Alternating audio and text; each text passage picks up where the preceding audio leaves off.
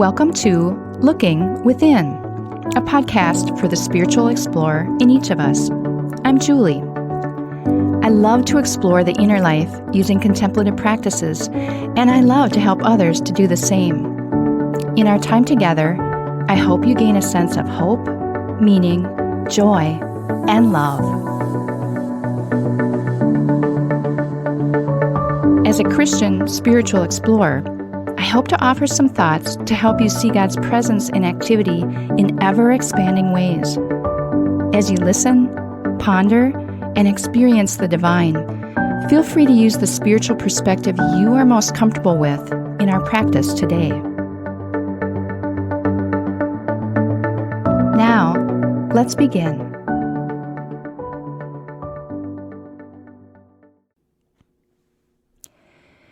Today we continue a multi-part series centered around transition. We've been using the transition curve to provide us with a mental picture of this process that we cycle through many times in our lives. Picture an inverted bell-shaped curve with the word endings at the top left, the word beginnings at the top right, the word uncertainty at the bottom, and a dotted line spanning the top opening. A visible line reminding us that we can choose to skirt across transitions in a superficial kind of way, or drop into the deeper inner work that is critical to completely dealing with a change or transition. This inner work mirrors outer experience, and it's an essential part of learning and practicing the steps of transition and what some have called the dance with God. Last time we talked about endings. Today, let's look at beginnings. When you first think of beginnings, doesn't that sound so much more positive and optimistic than endings?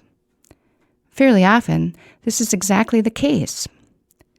But given a little life experience and several cycles through both endings and beginnings, we know that like endings, beginnings come with their own challenges, especially if the ending preceding the new beginning appeared in our life without our choosing. Consider a sampling of thoughts, emotions, expectations, and feelings that may emerge due to a new beginning, and the assurances that would follow from God. For example, with a new beginning, we might feel a scary lack of control. But were we ever really in control? We are quickly reminded that our control over life is an illusion. We find new wisdom and perspective in that insight, and we are drawn to leaning into God more and more. Or, with a new beginning, we might want to go back to what was, just like the Israelites in the Bible, who wanted to go back to their lives as slaves in Egypt because the familiar looked far more appealing than wandering in the desert. But God says, I'm walking with you, and I'm working out a good plan for you. Or, with a new beginning, we could be afraid of this new part of the journey, and also, we might not have chosen the ending, which has led to this beginning. But God says, I'm walking with you. Trust me. Be at peace.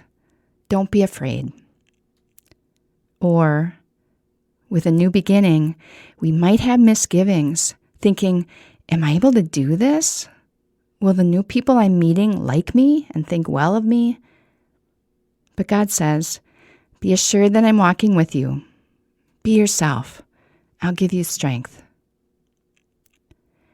Additionally, sometimes there are things from the past, unfinished business, or things not fully resolved in our endings that hold us back, weigh us down, and prevent us from going on and moving into our new beginnings.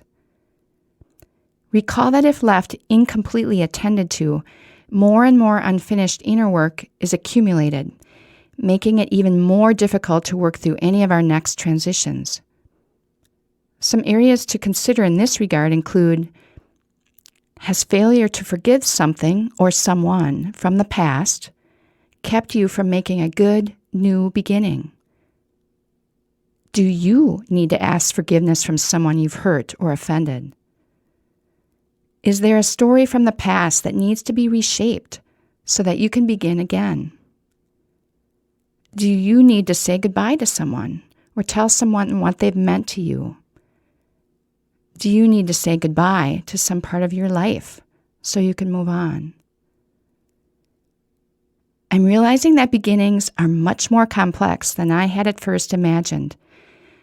I must say that I had beginnings pegged for being the easier, more joy-filled, and life-giving part of the transition curve, and perhaps they are in certain life circumstances. But they certainly can be just as stress-filled and heart-wrenching as any of our endings. It is apparent that time spent learning our dance with God is essential as we move through both our endings and our beginnings. Let's think about beginnings now as we enjoy some quiet, contemplative moments.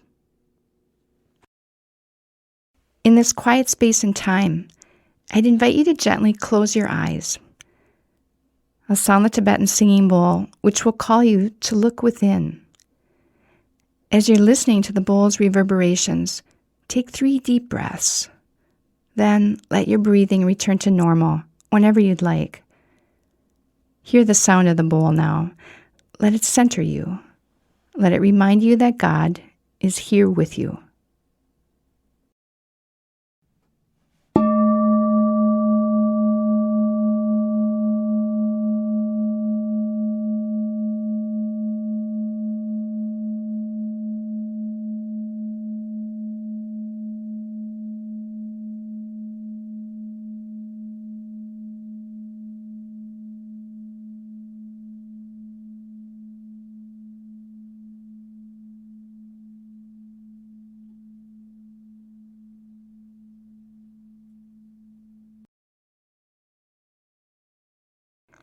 Think of a new beginning for you, a time of new life or new energy, either from the present or from the past.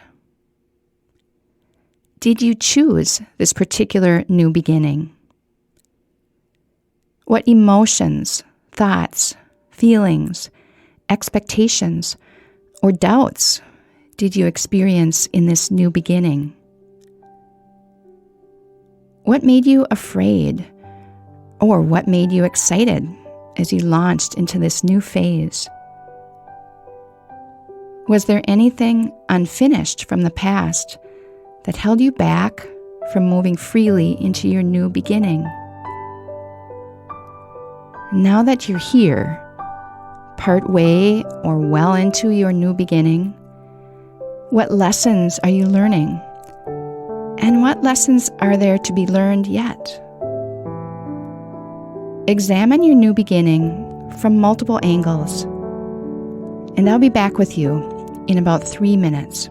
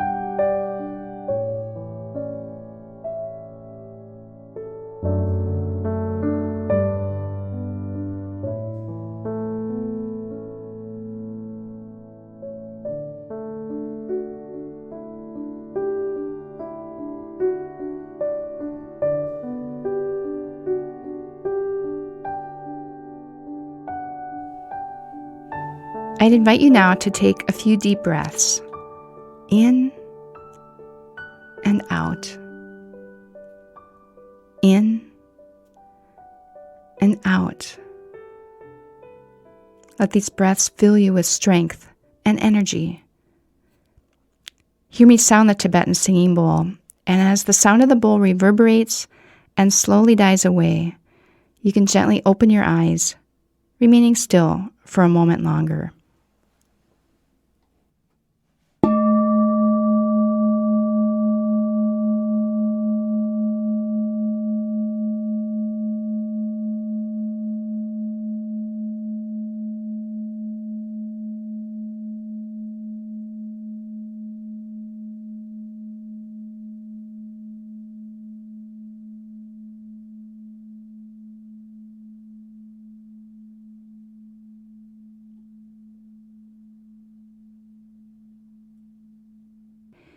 Beginnings. They end up being just as life-giving or challenging as endings.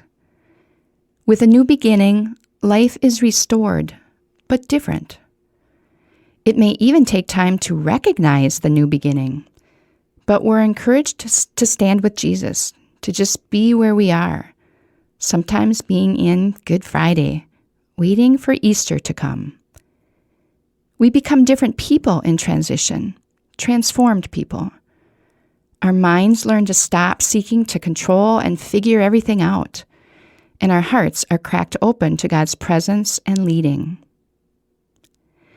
Know that God is in all the areas of the transition curve, including our new beginnings. It's safe for you to go there. It's okay, for this is where you're supposed to be. Trust the roadmap. Trust that your new beginning will come, and that once it does, it will emerge and be worked out in the best way for you. I close today with a wonderful passage in the Bible from Jeremiah 29:11. For I know the plans I have for you, says the Lord, plans for your welfare and not for harm, to give you a future with hope. Certainly good words to hold on to as we move along our journey, learning, practicing, and becoming more adept at the steps of the dance with God found in our transitions.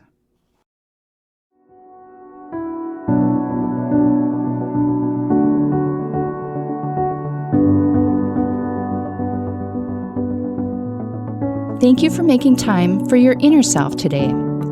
Whatever you've discovered and experienced, carry that with you in the coming days. You can find more episodes at our website, Gloria-Day, that's DEI.com/lookingwithinpodcast, or subscribe through your favorite podcast app. We'll see you next time.